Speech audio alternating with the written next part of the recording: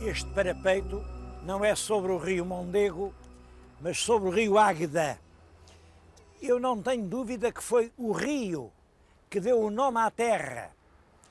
E foi um pouco o rio que fez nascer a terra, porque vinham até aqui navios carregados de sal e era aqui que se abasteciam dos produtos da terra. Em todo caso, a Águeda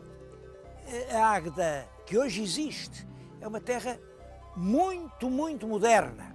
Eu vou contar a história, é uma história diferente de todas as outras, porque, a meu ver, Águeda nasce realmente do rio, mas nasce também do barro da terra e nasce, sobretudo, do talento, da capacidade de trabalho, da habilidade manual das pessoas que fizeram surgir este extraordinário fenómeno que é a indústria metalomecânica na região de Águeda. Vamos dar uma volta por tudo isso.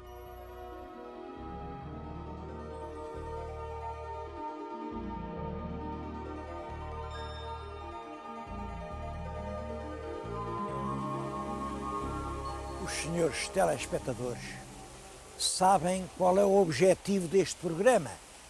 É fazer conhecer Portugal pelos portugueses.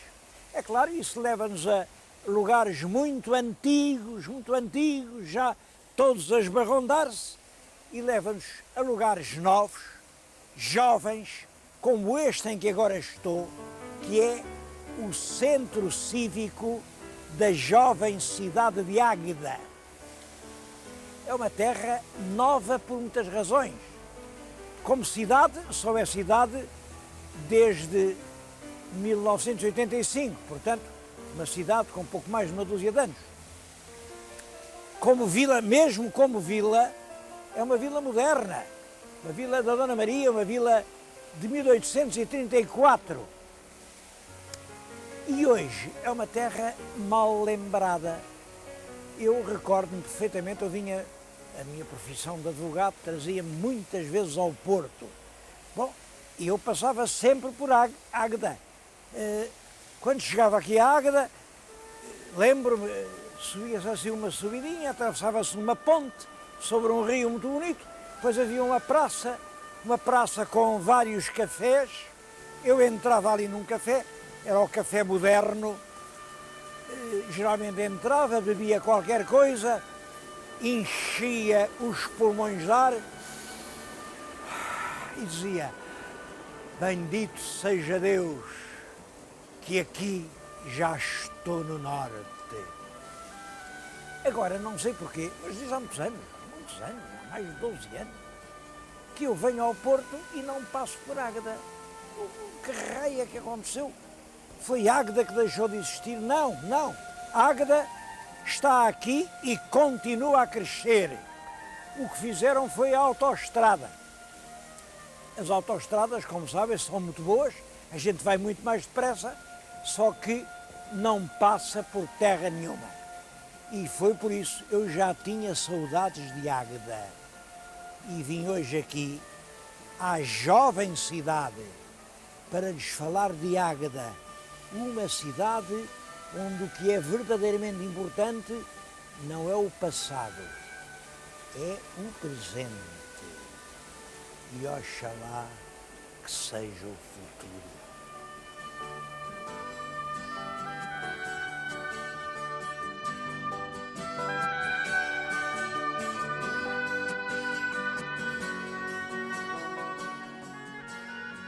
Águeda, como terra nova que é claro que não possui monumentos muito antigos.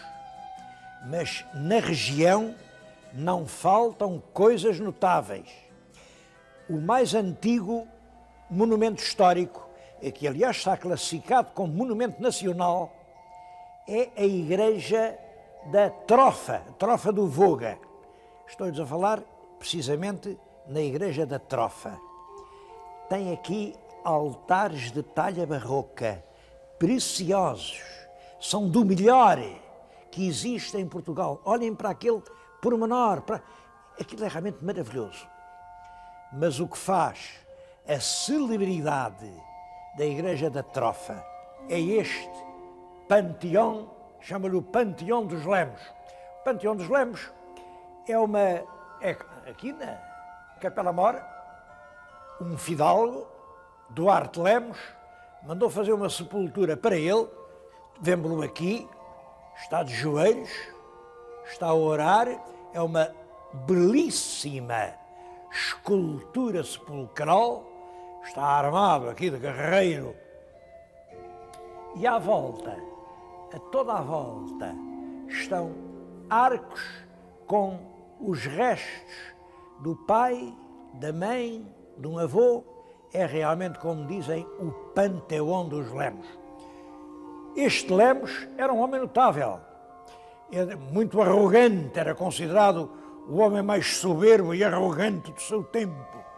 Ele fez frente ao Afonso de Albuquerque, quando o nosso grande Afonso de Albuquerque decidiu ir conquistar Goa, ele fez-lhe frente e disse: eu não vou, é um erro, conquistar Goa é um erro. Bom, o problema era este. Os primeiros portugueses a chegarem à Índia julgavam que podiam dominar o comércio oriental só com os navios. Aquilo era, no fundo, um império marítimo.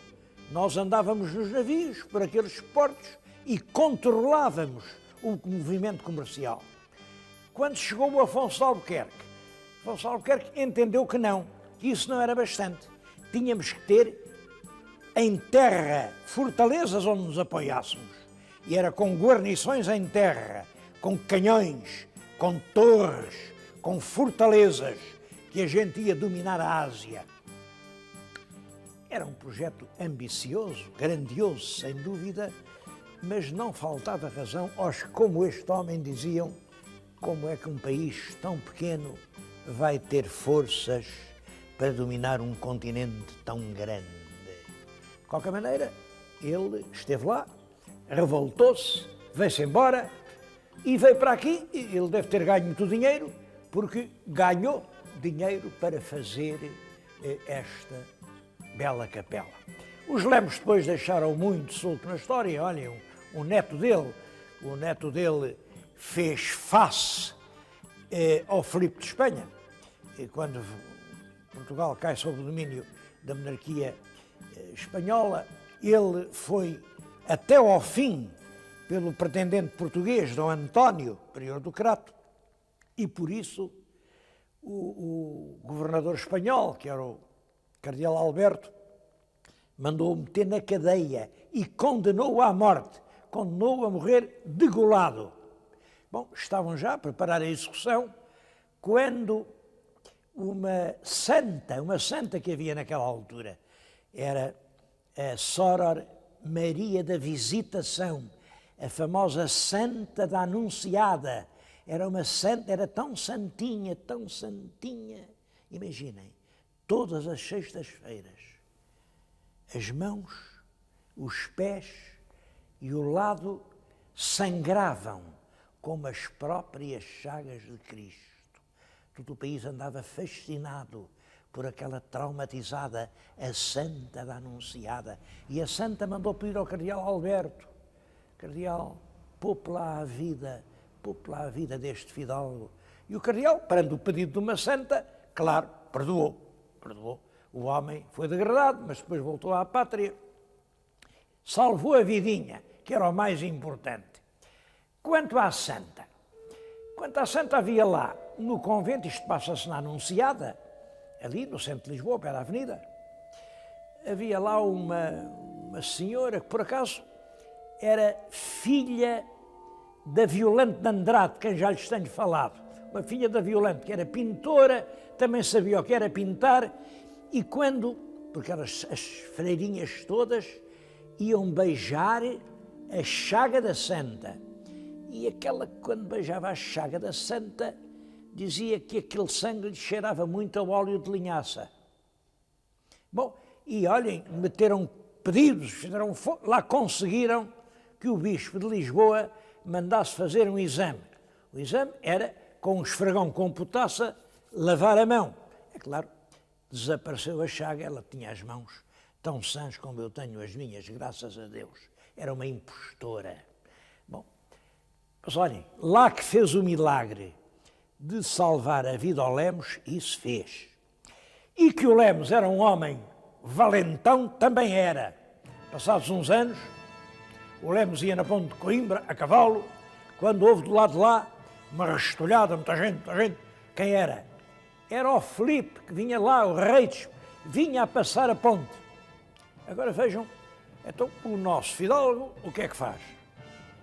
Passa por Sua Majestade, portanto tem que se apiar, joelhar, beijar a mão, ou não faz. Não. Vira ao cavalo e foge, vai a correr, a fugir, a desfugir. Mas um homem foge assim diante de outro, não foge. Ele não podia nem ir para a frente nem para trás, só podia ir para o lado. E o que é que ele fez? Puxou pelo cavalo, obrigou a saltar sobre o paradeiro da ponte e mergulhou nas águas do rio Mondego. Digam-me lá se não era um homem decidido.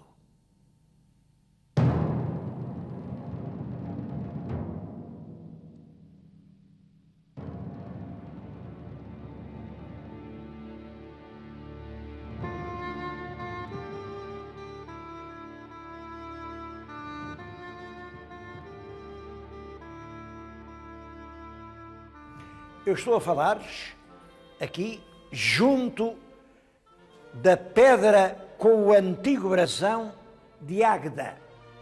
Reparem, é uma pedra talvez do tempo do rei Dom Luís. Enfim, tem aqui o manto e aqui representavam o que eles entendiam ser as armas de Águeda, é as 5 quinas de Portugal e 2 pinheiros. Eu suponho que são pinheiros, 2 grandes árvores que representam aqui a mancha florestal. E por baixo, isto é que é engraçado, isto. A Romanis Eminium. Isto quer dizer, não está aqui, reparem, não está a palavra Águeda. Está no tempo dos romanos, chamava-se Emínio. Era um orgulho aqui dos eruditos locais. Águeda, no tempo dos romanos, era a importante cidade de Emínio. E puseram isso aqui no seu brasão. Este brasão que estava na antiga Câmara Municipal, estão a ver o que era a antiga Câmara Municipal, ela foi demolida para fazer esta que é a moderna. O que aconteceu a certa altura foi que em Coimbra encontraram uma lápide que demonstrava, sem qualquer margem para dúvidas, que a antiga cidade romana de Emínio tinha sido em Coimbra. A cidade chamava-se Emínio, depois mudou para lá o bispo de Conímbriga. As pessoas, quando iam despachar algum assunto com o bispo de Conímbriga em Emínio, diziam que iam a Conímbriga e assim Emínio passou a dizer-se Coimbra. Hoje não há dúvida nenhuma a esse respeito. Portanto, aqui a nossa Águeda teve que pôr de parte o seu orgulho genealógico. Não tem nada a ver com Emínio. Águeda não pode orgulhar-se do passado, só pode orgulhar-se do presente. Bom, olhem, lá retiraram a pedra e então arranjaram um outro brasão. Também tem graça essa história dos brasões, porque o brasão que pediram para Lisboa à Comissão de Heráldica da Associação dos Arqueólogos, e os arqueólogos lá em Lisboa disseram, bom, isto é terra de bom vinho, puseram aqui 4 cachos de uva, é terra de boa madeira, puseram aqui umas árvores, é terra onde passa o rio Águeda, puseram aqui as ondas de um rio, e está feito o rio, as árvores e a vinha. Pronto, e tudo isto é a Vila de Águeda. Bom, mas quando a terra foi elevada à cidade, tenho agora aqui o novo brasão, cá está o vinho, mas já não são os cachos todos. Entre os cachos de uvas está uma roda que representa a indústria. Portanto, o vinho, a indústria, as árvores antigas e as ondas do rio Águeda. É o que se chama um brasão reciclado. Eu suponho que é um caso pouco frequente, esta coisa dos brasões irem mudando com o tempo, porque agora é uma roda, o que será amanhã. Francamente, penso que os brasões devem ser intemporais. Mas é verdade que hoje o que marca esta cidade, além do seu rio, é a riqueza florestal, é o vinho, mas é, sobretudo, uma indústria cada vez mais ativa.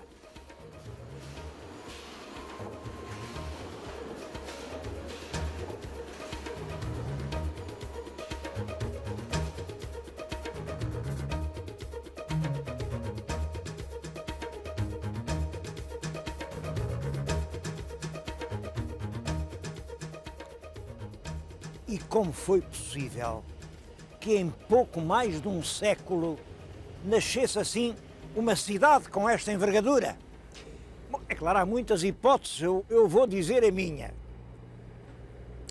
Águeda está implantada numa região de barros, muito rica de barro. Quando começa o desenvolvimento urbano, nos princípios do século XIX, instalam-se, onde há barro, grandes unidades cerâmicas. Estou-lhes a falar numa fábrica de cerâmica, uma. Perguntei quantos tijolos destes fazem aqui por ano. Disseram, olha, mais ou menos 1 milhão por mês, portanto 12 milhões por ano. Mas aqui na região não somos só nós. Há mais 30. Ora, 30 fábricas a fazer 12 milhões por ano dão 360 milhões de tijolos. O meu telespectador naturalmente nunca viu as contas destas, mas pense, para construir uma habitação, um fogo, onde residam 4 ou 5 pessoas, isso não chega a gastar 10 mil tijolos. Significa que só aqui na região de Águeda faz-se todos os anos uma cidade para mais de 120 mil pessoas residirem. Bom, começa no barro, começam a fazer tijolo, fazem a telha, mas continuam a fazer cerâmica de todas as qualidades. Reparem agora já nas obras de arte que estão a ver.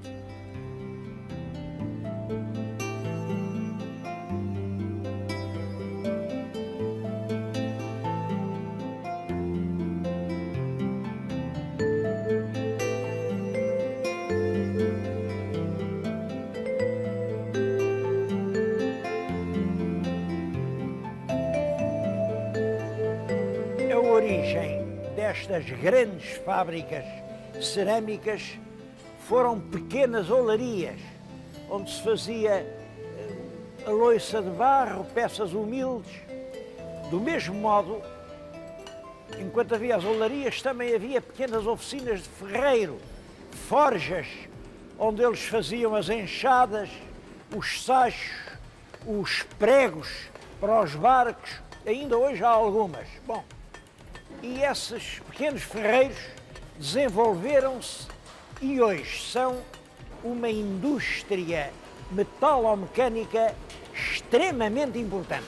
Eu estou-lhes a falar numa moderna unidade metalomecânica aqui da Terra. É claro, não são todas como esta, mas fábricas de metalurgia há aqui no concelho perto de 300, faturam todos os anos 20 milhões de contos e mais de 30% é lá para fora. Fazem-se aqui ferragens para muitos países do mundo, para a América, para a Inglaterra, para a Espanha.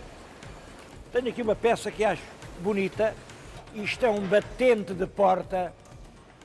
Quando se vai à Inglaterra, em Londres, em Downing Street, toda a gente tem na porta um batente assim.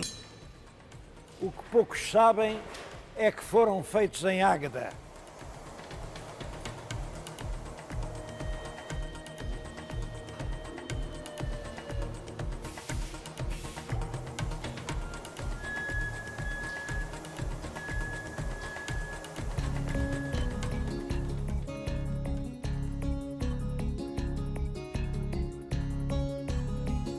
Dos aparelhos em que se especializou a metalurgia de Águeda foi a bicicleta. Não é favor nenhum proclamar a cidade de Águeda capital da bicicleta em Portugal. No nosso país há 5 fábricas de bicicletas, pois 4 são aqui em Águeda.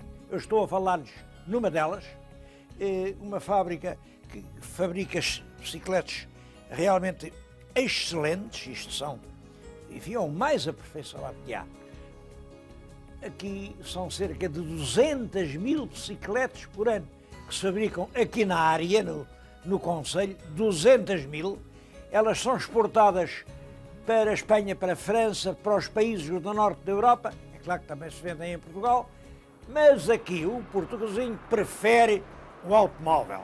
O automóvel, ao contrário da bicicleta, é muito mais caro, gasta gasolina, polui o ambiente, provoca dívidas no banco, estraga a cidade, não há onde estacionar. O automóvel transforma a cidade no inferno. Bom, mas o português antes quer andar de automóvel. Em toda a Europa, hoje, está a progredir a bicicleta que não polui, a bicicleta que não tem ruído, é silenciosa, e a bicicleta que nas horas de ponta anda mais depressa do que o automóvel. Eu é com gosto que venho aqui e que repito isto. Águeda, capital da bicicleta.